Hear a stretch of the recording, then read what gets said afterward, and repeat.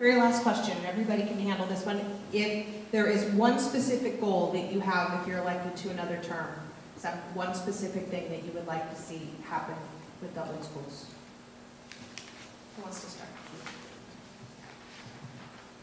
It's really hard to pick one, but if I had to pick one, I would say the professional learning community, because what it is doing, it is changing the culture of education in Dublin. And it's changing the culture in the aspect that teachers are collaborating and they're sharing best practices amongst themselves. That's one of the key things that happens. They talk. We've all attended PLC training and 3-day seminars on this.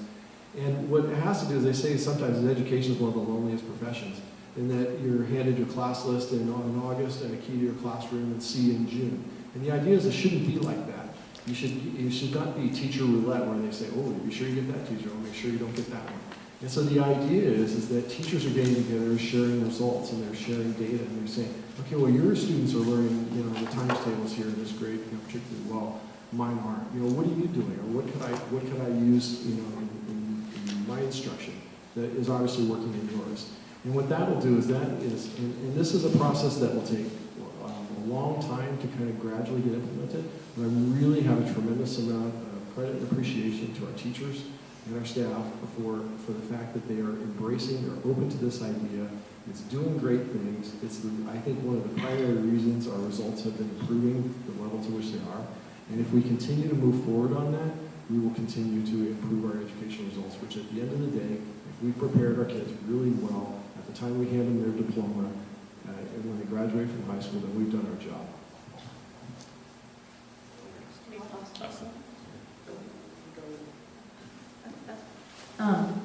It's really hard to pick one. And I have to agree with Greg, this whole professional learning community initiative, because it incorporates everything, which are the other two things I wanted to say, but it incorporates a lot, but I think what has to come along with that also is, buy-in from all the teachers, and that everybody's on the same page, and that everybody feels good about the direction that the district is going in. And I also have to say that one of the most important things is the career technical education program. It so worries me that with all the cuts that we could be faced with, that we may not be able to offer that. And we're constantly talking about 21st century. What does it mean to educate our kids so they're ready?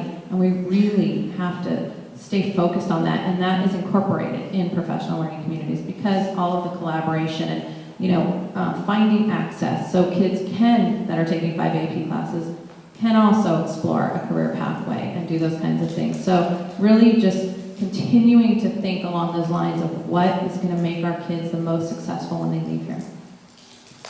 Well, I said in the beginning, the most important thing is student learning. So how do we keep our students learning? How do we keep them moving forward?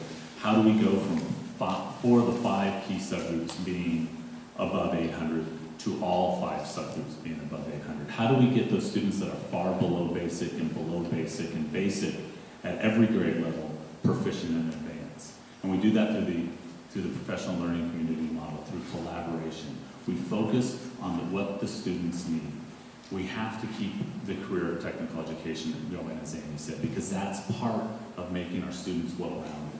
I mean, when they get out into the world, it's great to have people that are book smart, but you need people that know more than what's in the book. And I will tell you, as an employer, I like nothing better than when I hire someone, and maybe they were a A-B student, they weren't the smartest kid in the class, but they have that ability to think, and that's what we're teaching our students, how to think, how to be critical thinkers, because if you're not a critical thinker, you're not going to be successful once you get out of the school, because there's more to learning than what's in the books. It's being a critical thinker. How does, this passage I'm reading, how do I get the key point out of it?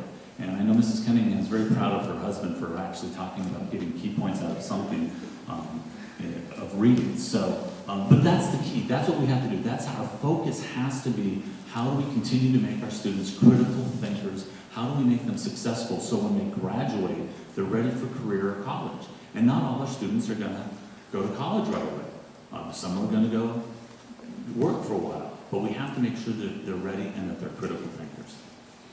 And if you heard the presidential debate tonight, they talked about STEM education, and that goes right in line with what we're doing and ensuring that our students are prepared for the 21st century. We're talking about foreign policy, and it kept going back to education, because it really is a key component so that our economy can be successful. My thing is really ensuring the success of all of our students. And that's what my whole platform is based on, recognizing multiple student learning types. Not everybody learns the same way. We really need to help all different types of learners. I want to see a test given to our students at the beginning of the year so they can, our teachers will know what type of learners that we have in their classes. I really want to improve our critical thinking and reasoning skills. Our STAR tests can't test these, and we really need to give our teachers more tools so they can better teach our critical thinking and reasoning skills.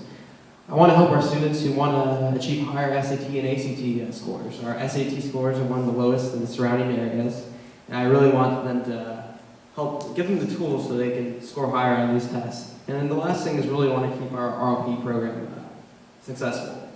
And the RLP program is so great because it's separately funded by the state.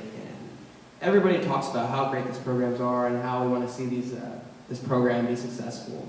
But the thing that I don't get is it's funded through something called the Flex Bill. Our district, and not just our district, took funding from the Flex Bill and spent it on other things in our district. And I would want to make sure that never happens again. Okay, down here. Well, yes, because that's wrong. Yeah, I mean, That's let's be just fair, if he's gonna say something, yes. Yeah, I mean, So I've sat on the ROP board for the last 2 years, and there's something called flex funding because it's a categorical fund, which allows the districts, which are Livermore, Pleasanton, Sunol, and Dublin, to withdraw money, and I think I mentioned that earlier, to balance their budgets. This has been done in the past, that is true. And our districts have worked really hard. Our superintendents, the ROP board, we have all worked really hard to find ways to not do that. And we have really worked hard to ensure that ROP classes that are highly attended, the only ROP classes that were cut had very low attendance. But we can't ever promise that there will be no flexing of funds. It happens in every categorical program, and it's only done if it's the last resort. And Pleasanton was the only district that took money this past year. They were the only district that flex funded, and they gave, I think, 100,000 of it back once they found other monies. It's a very desperate measure that no district wants to do, and we can't promise, though, that it'll never be done. And the truth is, after this election and looking at the budget, we don't even know if we'll have any categorical funds. So really, ROP, which is part of career technical education, is extremely important, and everybody views it that way. But the funding mechanism is really complex. And with Pleasanton making the flex that they did, one of the things we made sure and we talked to, and Amy did a great job with the ROP board making sure this happened, is that our students weren't the ones that were impacted by Pleasanton pulling their funding.